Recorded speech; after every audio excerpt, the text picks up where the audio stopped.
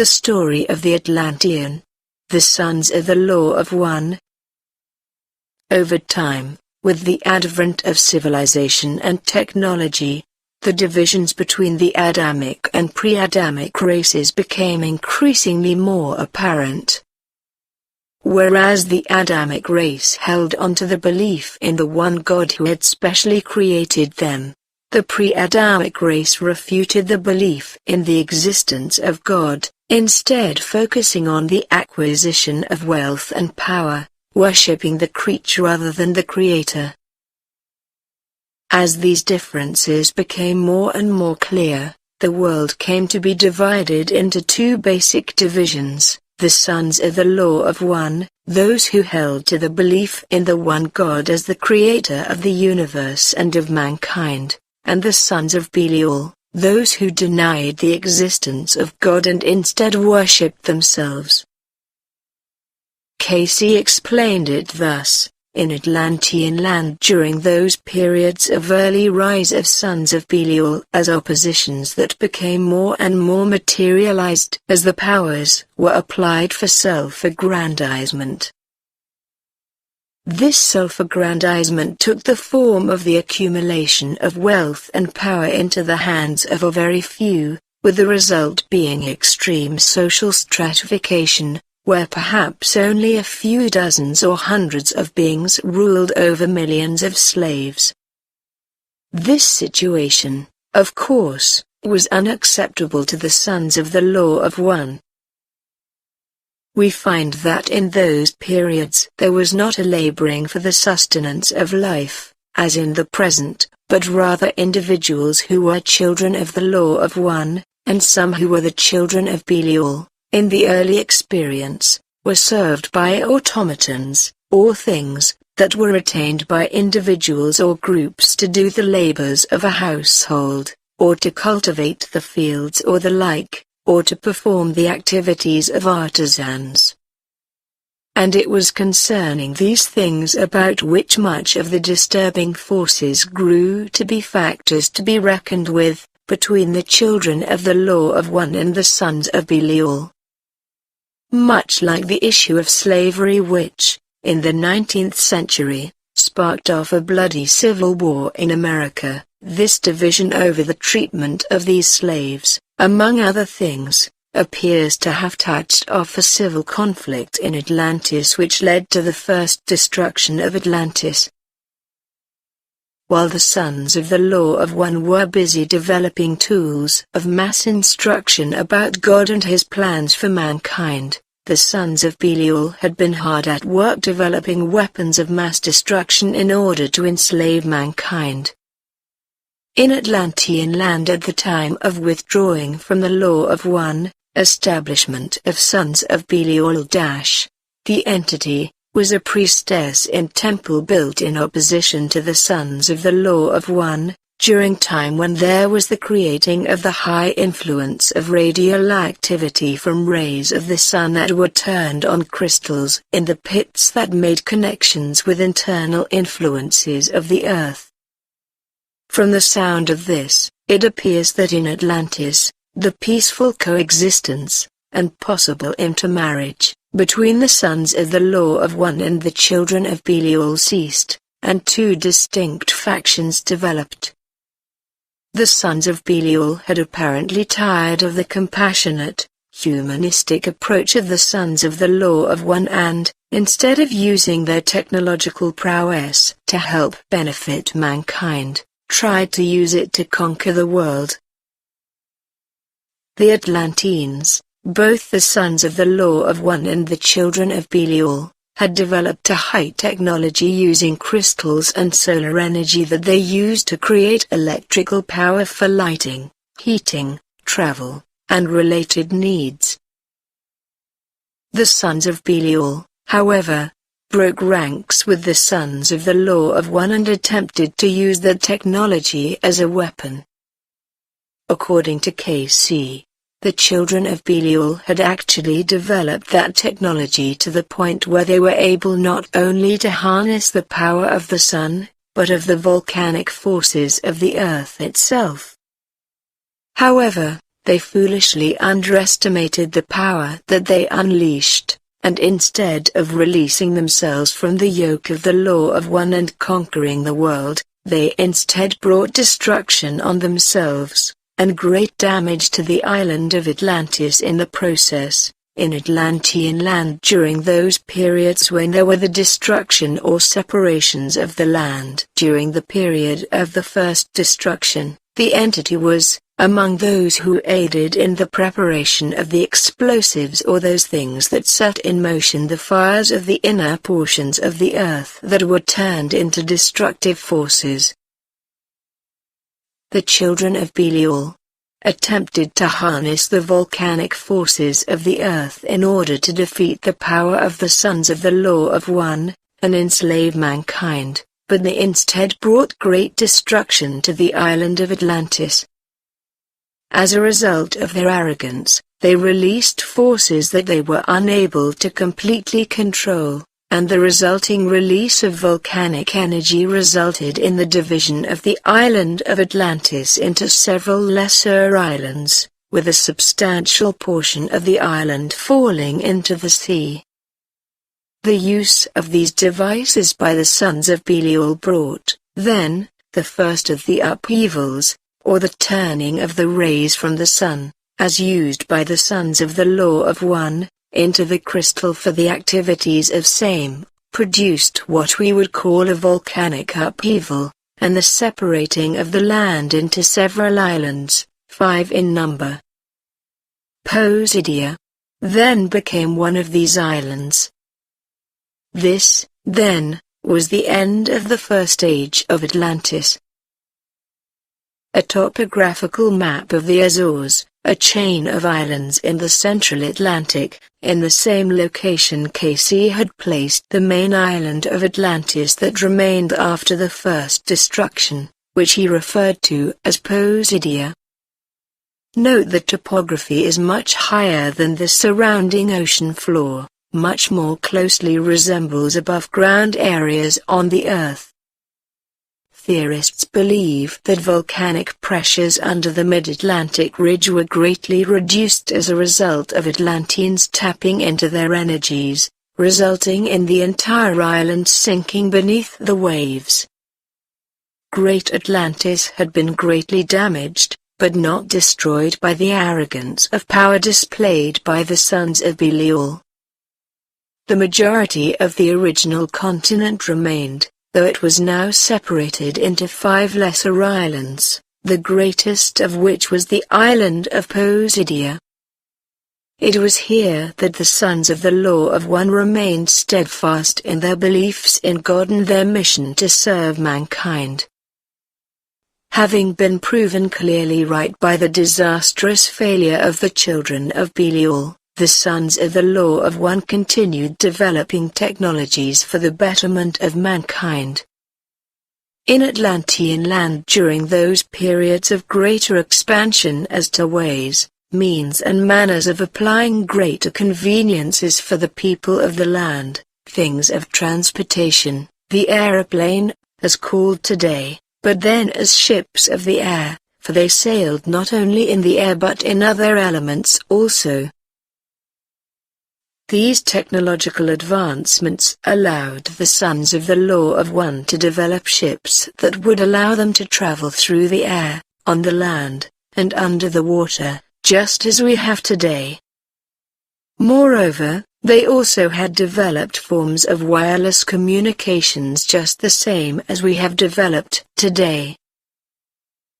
In City of Pios, in Atlantis, among people who gained understanding of application of night side of life or negative influences in the Earth's spheres, of those who gave much understanding to the manner of sound, voice and picture and such to peoples of that period.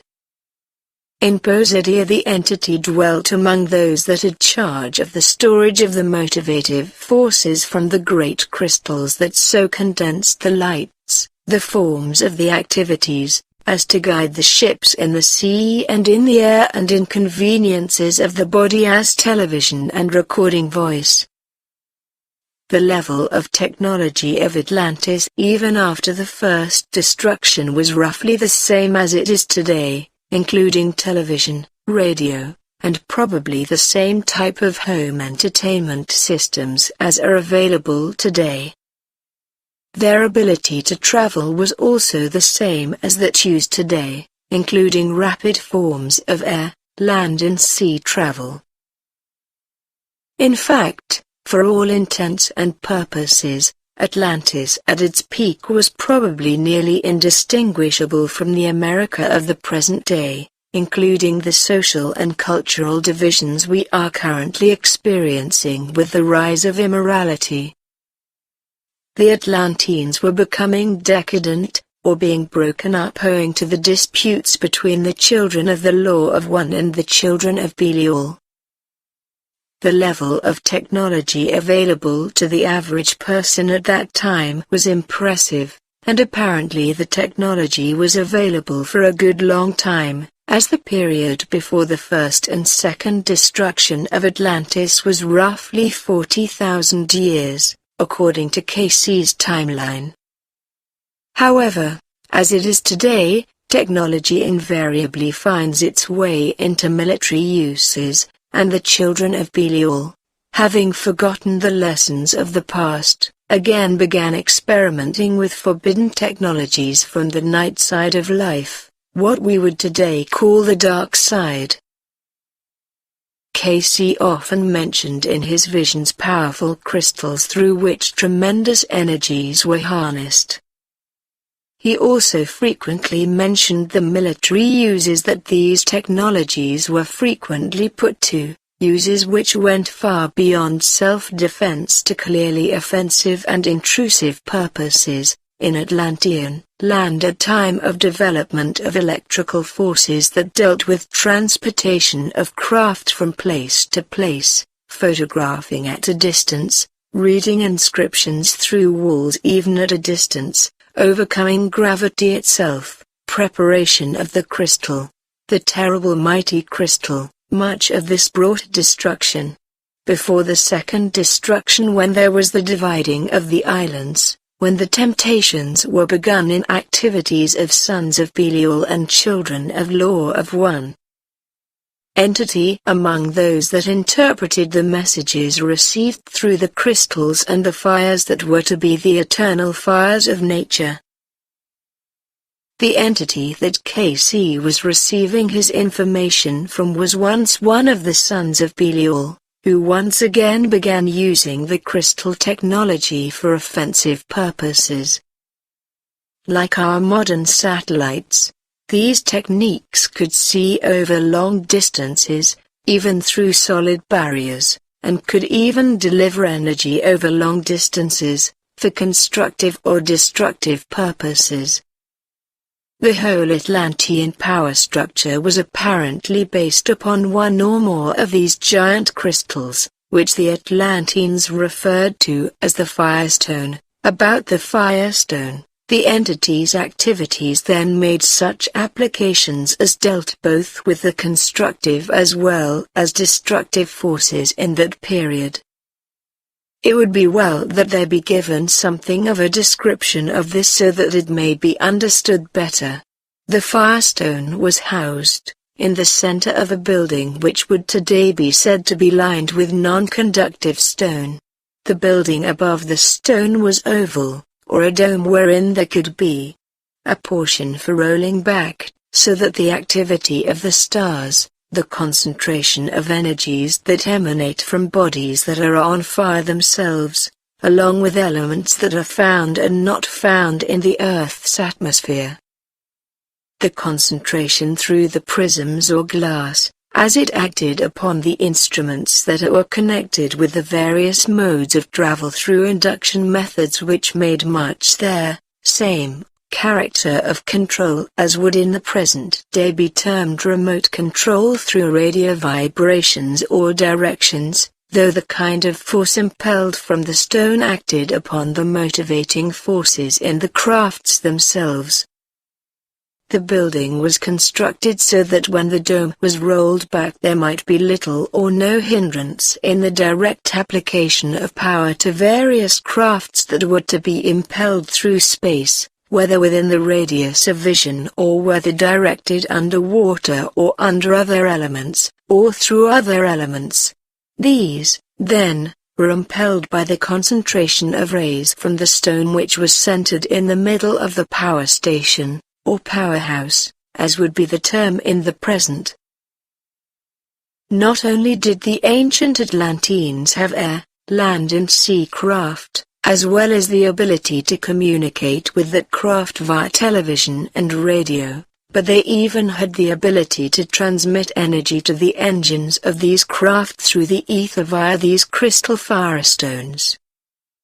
Like the methods Nikola Tesla would reinvent thousands of years later, the Atlanteans were able to transmit energy through the air, without the benefit of wires.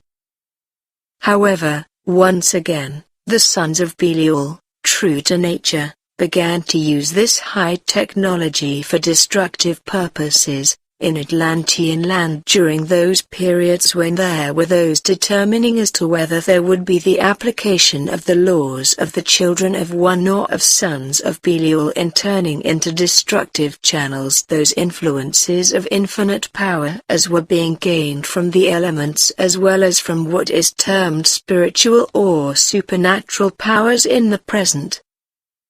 Entity wavered between choices, and when the destruction came about by the use of those rays as were applied for beneficial forces, entity misapplied ability.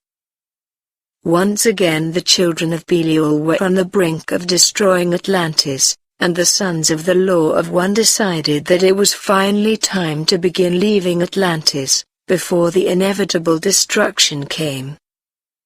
In Atlantean land during the periods of exodus due to foretelling or foreordination of activities which were bringing about destructive forces.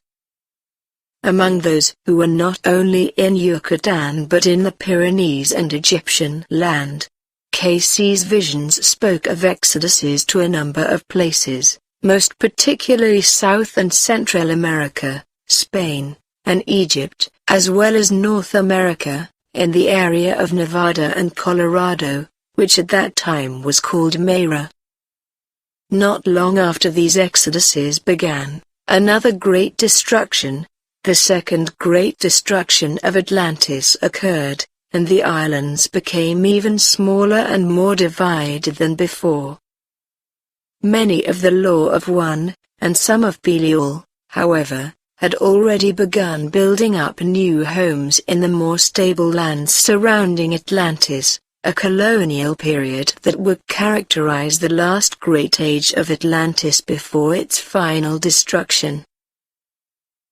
More than half of Casey's life readings concerning Atlantis cover this period of Atlantis history, a period that covers approximately 10,500 to 9,500 BC, near the end of which time the final destruction of Atlantis and the Great Flood of Noah occurred. Casey believed that he had an incarnation during this period in the form of an Egyptian priest named Ra-Ta, who was renowned for his ability to communicate with the Atlanteans who had invaded the land of Egypt in force, after the final destruction of their homeland. And, as we shall see, once again the warring factions of the sons of the Law of One and the children of Belial continued on during the Egyptian sojourn. 1,000 years or more before the final destruction of Atlantis, which did not occur until somewhere between 10,500 and 9,500 BC, many of the Law of One had emigrated away from Posidia and the other islands of Atlantis wherein they had dwelt for so many thousands of years. They traveled to many places, including North America, in that portion that is now the desert Southwest, Central America in the area of the Yucatan, South America to the area around Peru and Europe around the Pyrenees area of Spain and France. However, By far the largest single contingent of Atlantean refugees came to North Africa, particularly to the area now known as Egypt. The Egyptian sojourn was somewhat different for the Sons of the Law of One than their experiences in battling the forces of darkness on their home island of Posidia. As the last remnants of Posidia and the rest of the islands of Atlantis began to slip beneath the waves as a result of the children of Belial's unceasing warfare, more and more of the Law of One decided that they would best be able to serve mankind from other, more stable locations around the Earth. However, Egypt, though it was geophysically stable, was undergoing a socio-political earthquake. Edgar Evans Casey explains the situation in Egypt around the time of the final destruction. From between 10,000 and 11,000 BC, tribes from the Carpathian region invaded and conquered Egypt. One of the leaders of this tribe was a priest named Rata. Rata was Edgar Casey, or Edgar Casey was Rata, depending upon your point of view. In Egypt, Rata's religious teachings attracted a large following.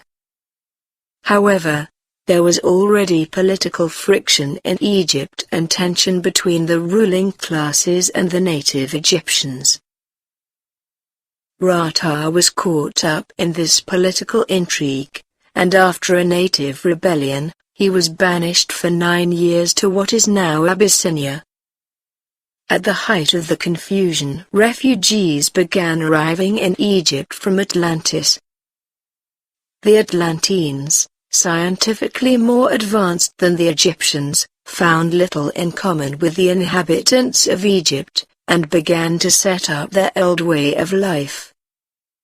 Leaders of the ruling class and leaders of the native rebellion soon realized that these incoming Atlanteans with their superior scientific knowledge and radically different social and religious views posed a new threat. A leader had to be found, around whom the people could rally, to turn the power of the Atlanteans into constructive channels. In an effort to bring some order out of the chaos, the leaders in power decided to recall the priest from banishment. Only he might correlate the activities of all these conflicting groups. This move was successful, and with the cooperation of the rulers of Egypt, the priest, the Atlanteans and the natives, there ensued a period of great advancement in human relations.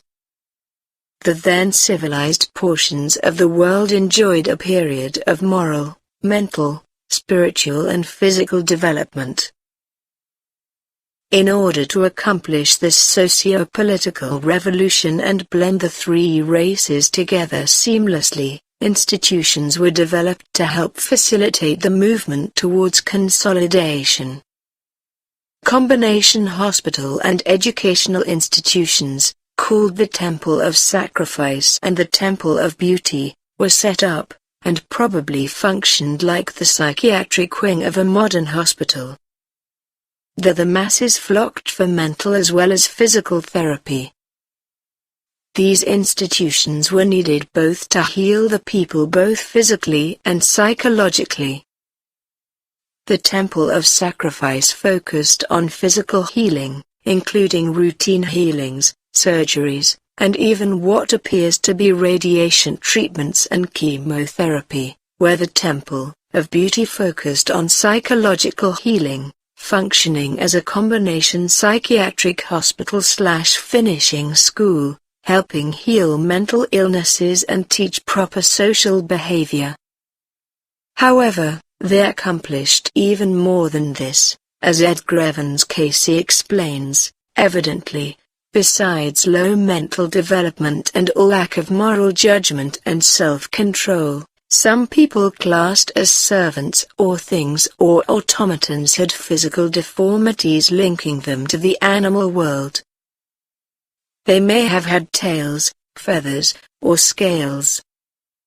This was a holdover from the early projection of souls into materiality for selfish purposes, at which time monstrosities as well as creatures of beauty were created. All the trappings of civilization were added to the new blended culture, including social skills, education, a written language, a law code, electrical power for lighting, heating, and related needs, even recipes for Atlantean cuisine.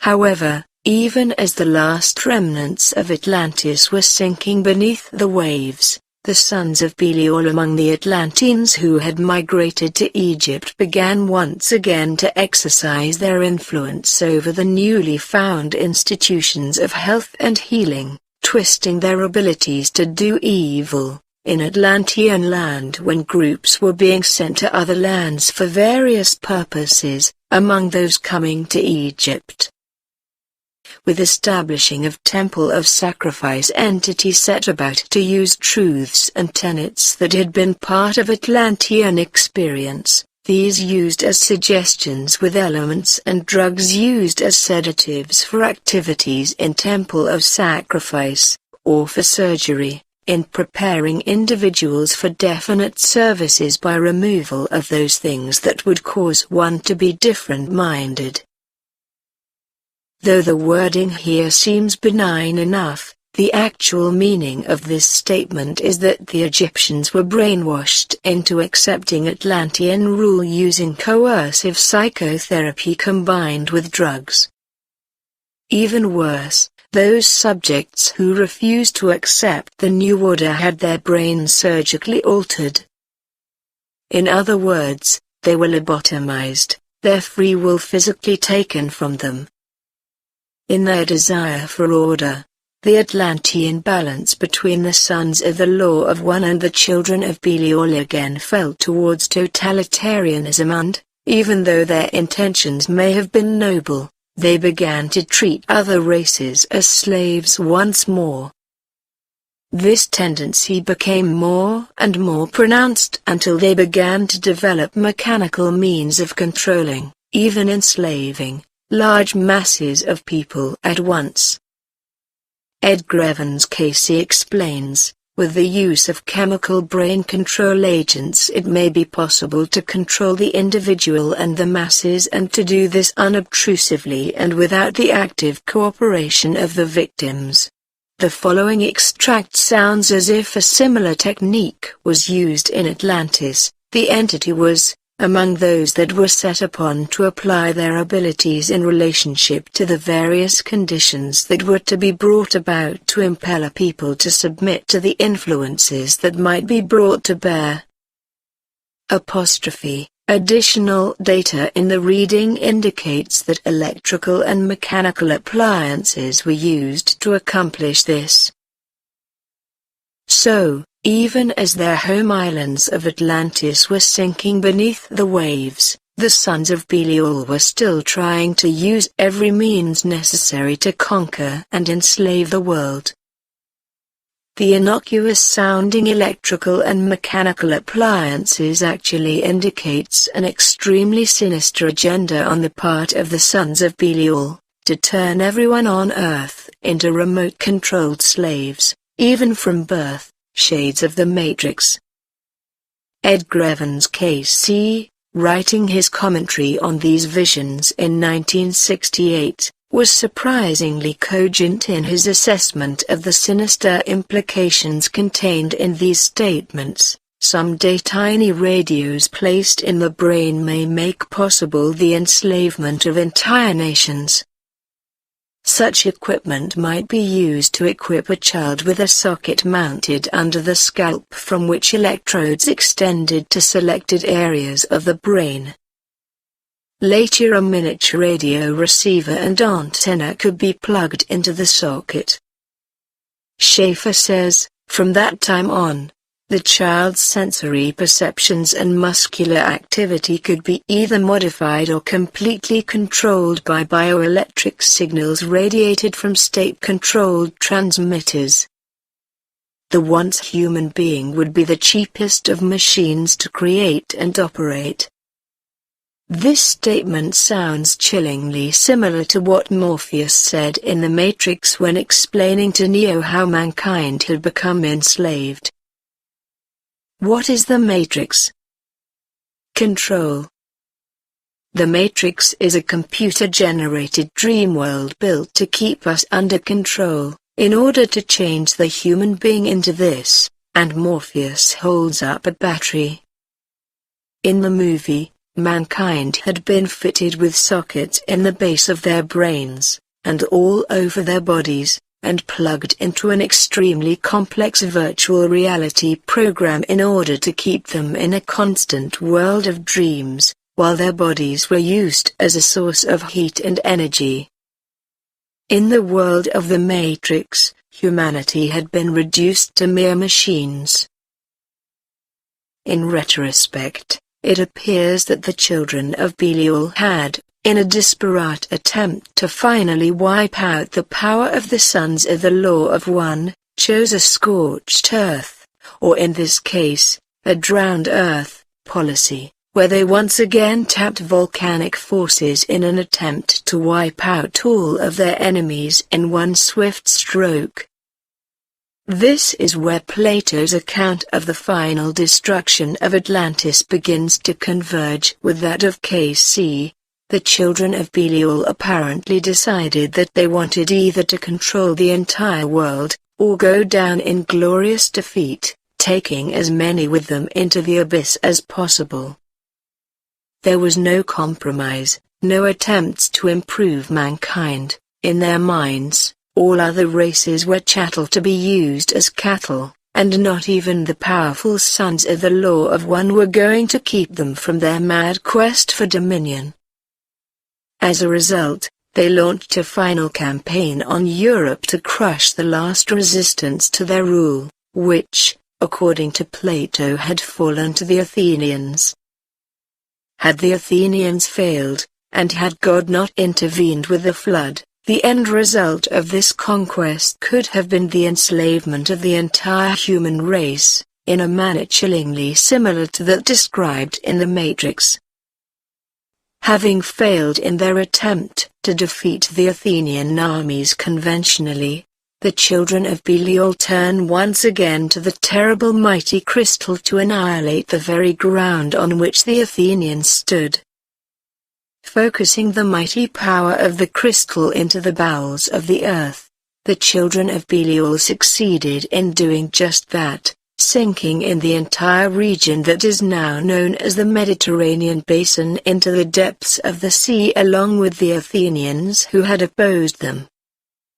However, the same process that destroyed the Athenian homelands also annihilated the remaining islands of Atlantis in a spectacular suicidal coup d'état. As Solon had put it, but afterwards there occurred violent earthquakes and floods, and in a single day and night of misfortune all your warlike men in a body sank into the earth, and the island of Atlantis in like manner disappeared in the depths of the sea. It is in this context, then, that of a global war to end all wars, that Noah was commanded to build an ark, to save himself and those precious few others of the Law of One whose genetic structures had not been corrupted by intermarriage with the children of Belial.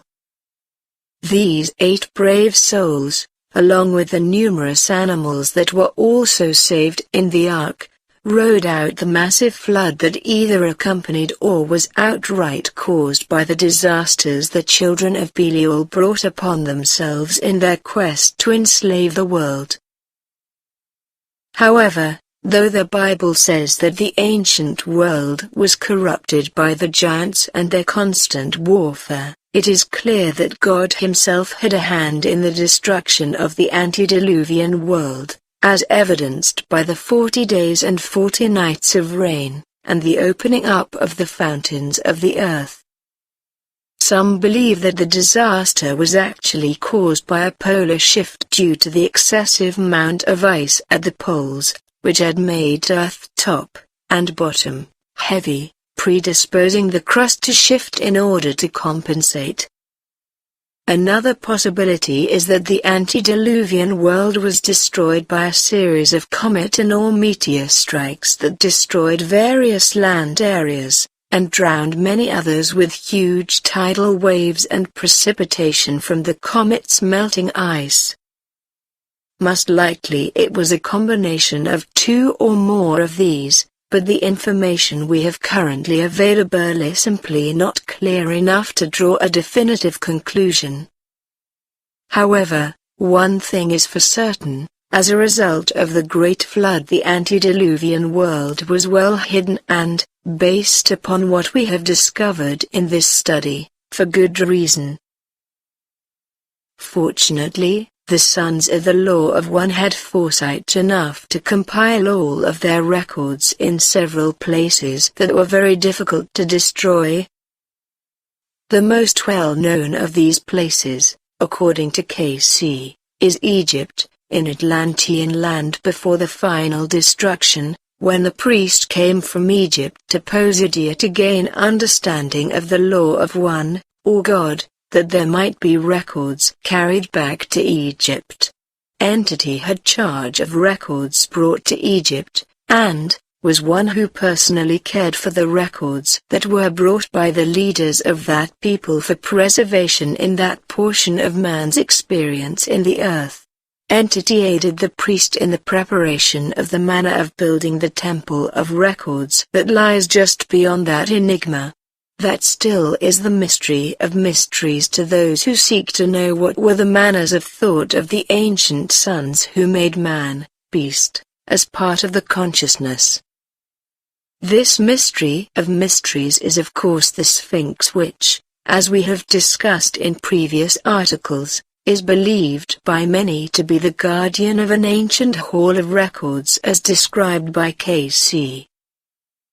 These records are located either under or near the Sphinx, between the Sphinx and the Pyramid of Records. As described by K.C., the entity was among the first to set the records that are yet to be discovered or yet to be ahead of those activities in the Atlantean land, and for the preservation of the data that is yet to be found from the chambers of the way between the Sphinx and the Pyramid of Records. K.C., unlike modern archaeologists, believes that the pyramids were built around 10,500 BC to house ancient information about the history of mankind, specifically about Atlantis. As we have seen, though the date of the building of the pyramids is probably the conventional dating of 2500 BC, the building of the Sphinx, based upon water erosion all over the Sphinx and the Sphinx enclosure, was most likely built around the time of the Atlanteans, ca. 10,500 BC. However, we will never be certain until the ancient Hall of Records is opened and the relevant information is deciphered.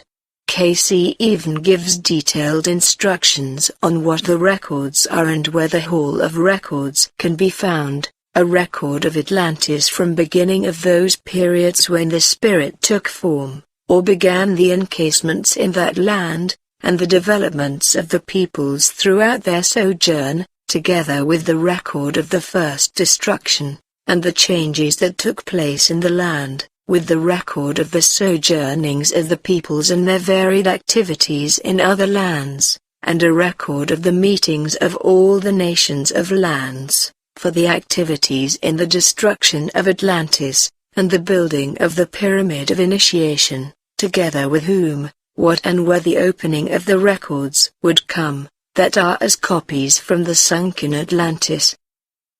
For with the change, Atlantis, must rise again.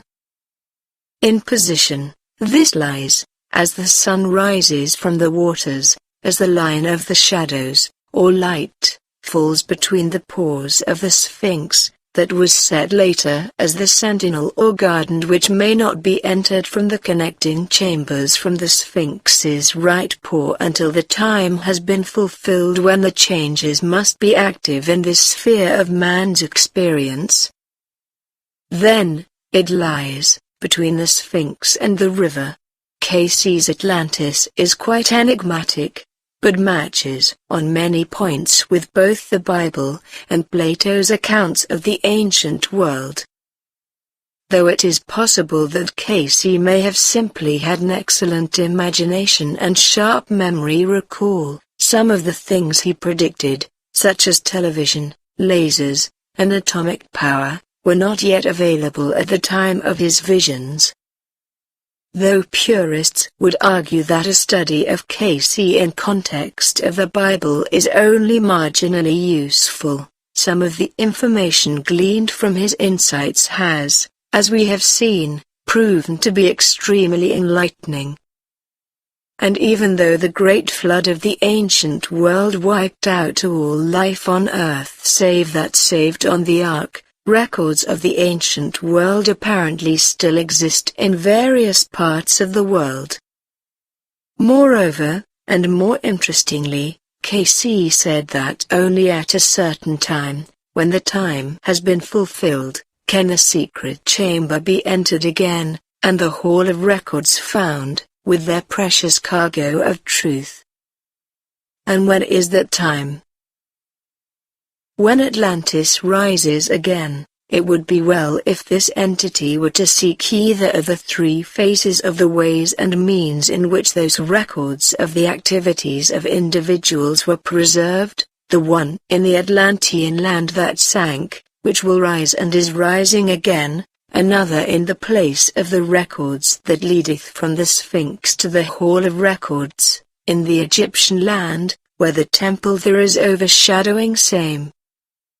It would take an act of God to open up the Hall of Records, given the extreme levels of control the Egyptian authorities have been exercising over all aspects of the Gizeh necropolis.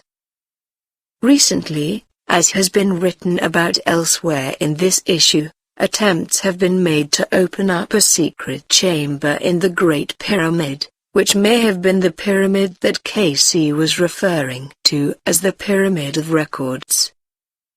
Though the first attempt has met with mixed results, future attempts will likely open up new horizons in our understanding of ancient Egyptian culture and, hopefully, settle the Atlantis question once and for all.